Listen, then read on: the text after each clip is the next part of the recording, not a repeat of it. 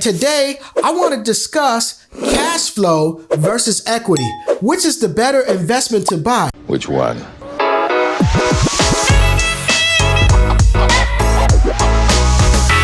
Do you buy for equity or do you buy for cash flow? In the state of California, it is very hard to get rental property to cash flow. However, I purchase rental properties out in the Midwest where the rental laws are a little more in favor of the landlord and of the investor, and the cash flow a lot heavier. They run the largest cash flow.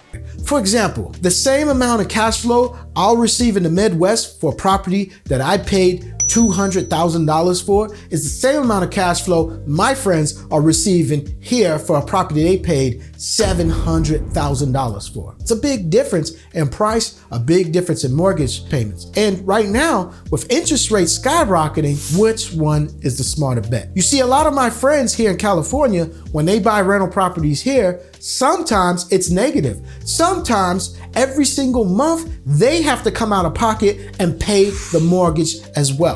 What I mean by that, the mortgage might be $4,000 a month, and they might be only getting $3,600 a month in rent from the tenant. And so they have to come out of pocket $400 a month to cover the remainder of that mortgage. Here's why I do not like that. Why? For one, I don't want to put money into that property. My tenants should be paying that mortgage on that property. Number two, the second reason I don't like that is the fact that things go wrong with properties. There's deferred maintenance that might go on. There's repairs and things that you're gonna have to do, and now you're coming out of pocket for that. It's not coming out of your cash flow. The way they see it though, is that in a few years, that same $700,000 house will be worth about $1 million.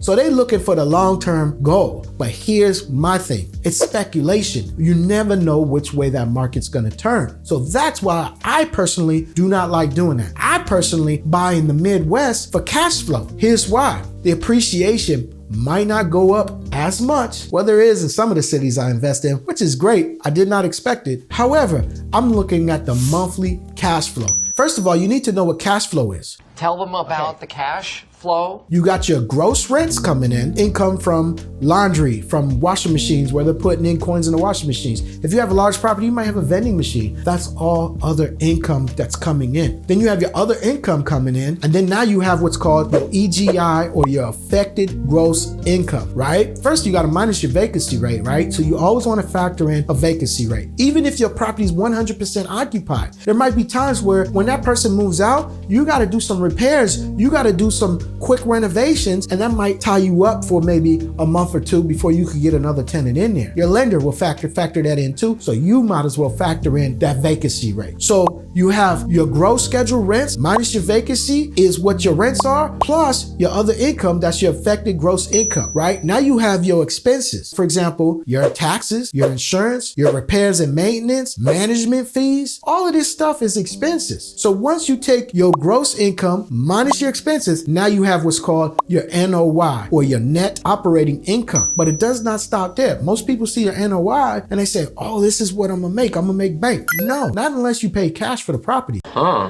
Because you still have to service your debt. Service the debt means you buy that property with leverage, meaning you went and got a mortgage for that property. So you had to come with a percentage down, and then the mortgage covered the bulk of the payment. Well, you still have to make a mortgage payment every single month. That's your debt service. So your NOI minus your debt service, now that equals your cash flow. So your cash flow is your bottom line after you pay all your bills. That's the money you're gonna put in your pocket every single month. So my whole philosophy is that if I have enough cash flow coming in to sustain my lifestyle that I live, I can now retire free. Now, once I'm able to retire free, I can do whatever I want with my life. So this is why I say, hey, cash flow is great. Equity is great too. You get rich off of equity. People that I know that are ultra rich, they did so because of the equity, because they bought in areas that are called emerging markets. What is an emerging market? Emerging markets are areas where, for example, jobs are coming in. So it could be an area in the Midwest where property is really cheap. Nobody knows about it, but hey, these businesses are looking at it too. For example, Louisville, Kentucky, well, right outside Louisville, Kentucky, they just built a battery factory for Ford cars. Because those that don't know, in a few years, all cars are going to be electric. So they're building all of these factories and these plants to build these batteries and convert these cars to electrical cars because they have to make sure that they abide by the rules and regulations of the car industry. Ford went and built this plant, which brought in 13,000 jobs. But it doesn't stop there. Because they brought in 13,000 jobs, you need other people for ancillary jobs. What are ancillary jobs? Well, your restaurants, your dry cleaners, people that work at the supermarkets. You're gonna need more supermarkets. One of my mentors said the butcher, the baker, and the candlestick maker. And what that means is barbershops, beauty salons, car washes, gas stations. There's need to be people that work at all of these other jobs. So what that means is it's not just 13,000 jobs coming in. You multiply that by 4. You see what I'm saying?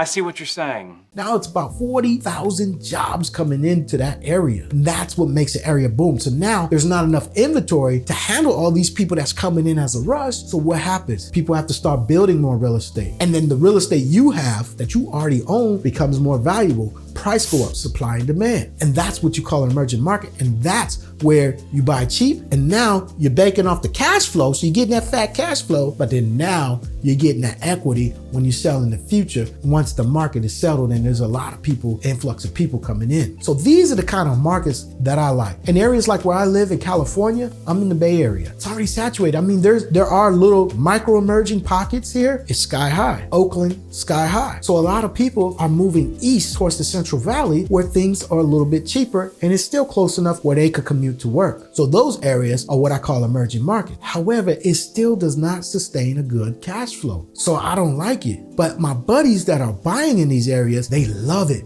because they know in a few years, they're gonna just be able to sell and pull so much money out of that property or trade up to a much greater property. They're equity happy is what I call it. So this is a big debate amongst me and my friends because I see where they're coming from. That dream lifestyle, it sounds tasteful. However, I love my cash flow. So I wanna know what your thoughts is. What do you think is better? Do you think cash flow is better, where you got that monthly income coming in every month and eventually you get enough properties to sustain your lifestyle? Or do you feel equity is better, where you could trade up and trade up and trade up quicker? So eventually you'll get a larger property a lot faster. And then now that cash flow could sustain an ultra lifestyle, or not just sustain your lifestyle, but the lifestyle that you dream and wish for.